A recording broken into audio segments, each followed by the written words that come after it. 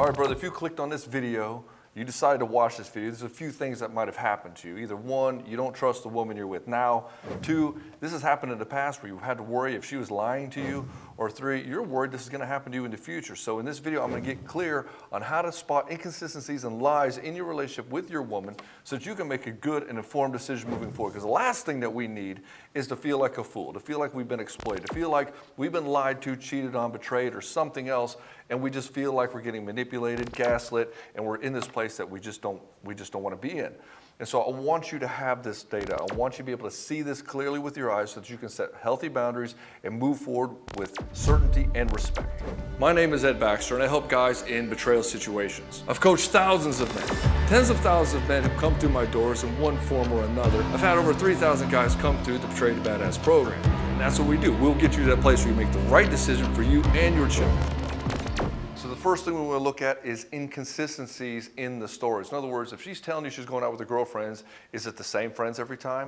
Or do you find out that there's more information later on? Do you find out later on she decided to go out and stay an extra hour late with her friends? Or maybe she went to a place where she didn't say she was going before. And so you're going to notice that there's going to be inconsistencies in her stories because she has to remember what she told you.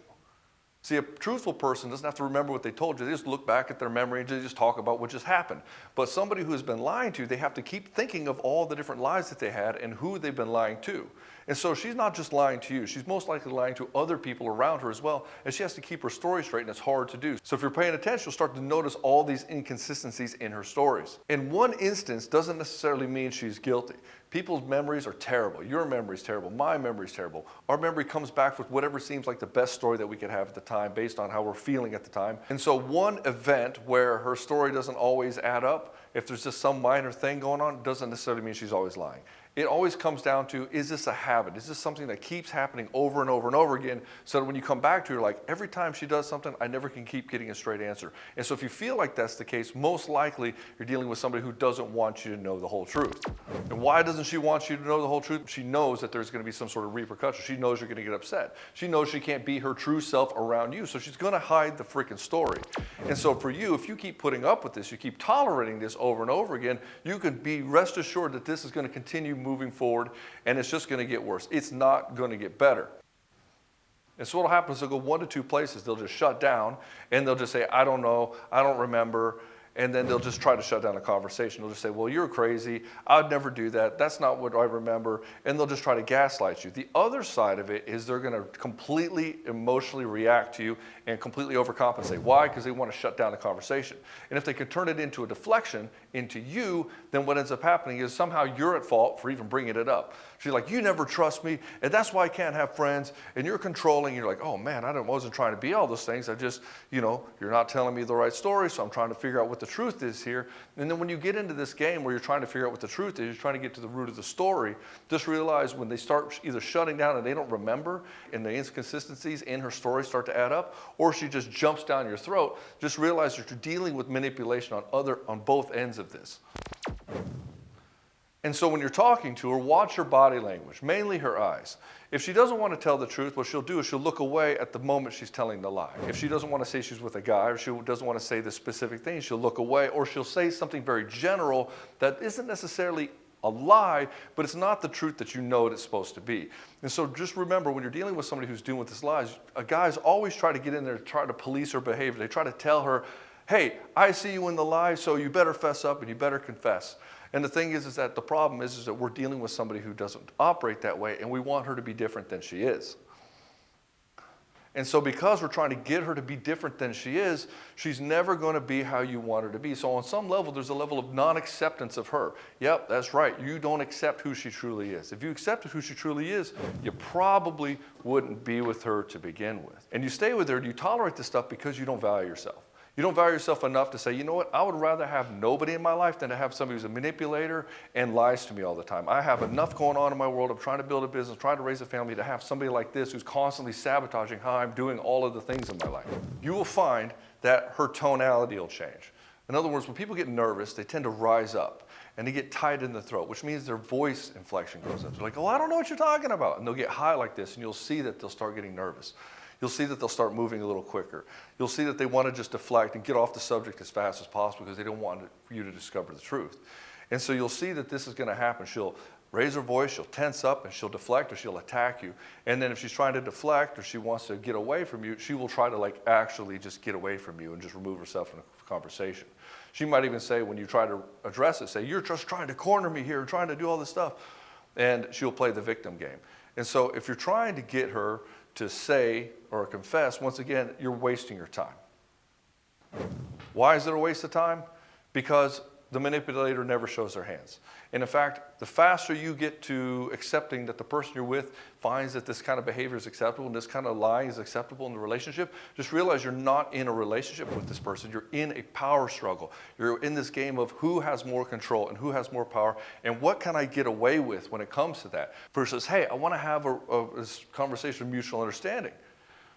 And so what ends up happening is because you're coming from this place of mutual understanding, you start saying, hey, you shouldn't lie to me. We need to have trust and all this stuff. And it falls on deaf ears. Why? Because she ain't playing that game. She's playing a game of power and control. And the longer you stay in this game, the more it completely emasculates you and pushes you further down, which means that she will see you weak. She will not see you as this guy who can lead. She sees this as you as this guy that she can absolutely control. And this will drive her sex drive and attraction for you down. Now, with that being said, you shouldn't be with somebody like this to begin with. All it does is diminish you. It just shows you that you don't have self-worth. It just shows you that you just keep losing in the realm of women. And most guys don't realize the fact that they're with a woman who they just say, I think I can make this work. And then they keep going down this lies, manipulation, and betrayal game, trying to turn her into this woman who could actually love him well. The thing is that she never will. One, because she doesn't have the incentive to. Because, well, he's not really worth fighting for, so if she loses him, who gives a shit? She doesn't care. She'll just go manipulate some other sad sack and get him to pay for all her shit. And so if you find yourself in this place where you're trying to police her behavior, just realize that you're with the wrong woman. You're not with a woman who matches you well. You're with a woman that you're trying to convince to be a better person, and on some level you don't accept her for who she is, so she has to lie to you. See, if you accepted how she was and you accepted all the things that she's doing, she'd tell you all the crazy shit she's doing, you'd be fine with it. The thing is, that's not the kind of relationship you want. And so what ends up happening, you stay with somebody that doesn't value you because you don't value yourself. And the women that you date are always a reflection of your unconscious thinking. If you are watching how she's interacting with you and she's lying to you and she's manipulating you, all you're doing is telling yourself that you accept this and that this is okay in your life. And so if you're going to be with a woman who actually cares about you, actually loves you, you're going to have to be absolutely ruthless with your boundaries.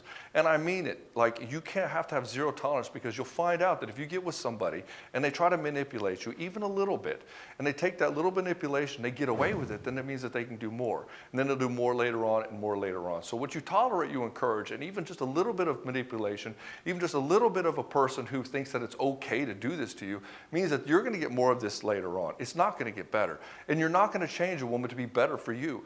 It's not your job to fix her. It's not your job to save her. It's your job to screen out healthy individuals to be your partner with, to be your wife, to be your lover. If you don't have that, if you're sitting here trying to raise this woman up, you're trying to save her all the time, trying to convince her to be a better person, think about how much that's taken away from the cool shit you could be building in your life. Think about how much that's taken away from your ability to parent your children. And when you keep putting up with this, not only does it diminish your ability to be powerful as a man, you end up showing your children this too. And they don't do what you tell them. They're going to emulate how you are. And so if this goes on to you, brother, I'm telling you, you have to make a shift. You have to make a change. You cannot allow this kind of manipulation or lies in your relationship. And you trying to police her behavior, trying to get her to be honest, just doesn't work. If you want to learn how to actually turn this kind of thing around in your relationship, if you want to learn how to turn this kind of thing around in your life to where you don't attract these kind of women, or you were able to set your attractive value so high that she has an incentive to actually hold herself accountable and actually feel the pain of losing you, so she's incentivized to change, this is what we show you in the Soul Seducer program. We have to create 3 things for you. 1, we have to calm the chaos in your life. All this craziness, all this manipulation, all this lies, all this betrayal, this needs to stop. And you have to be the one front and center to make it happen. And we'll show you exactly how to do this with minimal, crazy, knockout fights and all kinds of other drama. Nobody wants that in their life. The second thing you have to do is build a seductive life. Why? Well, she wants to be part of a life of a pretty badass dude. And so if you want to be a badass dude, you're going to have to build a seductive life. Who? For you. You build it for you. And you build this life so amazing that she wants to be a part of it.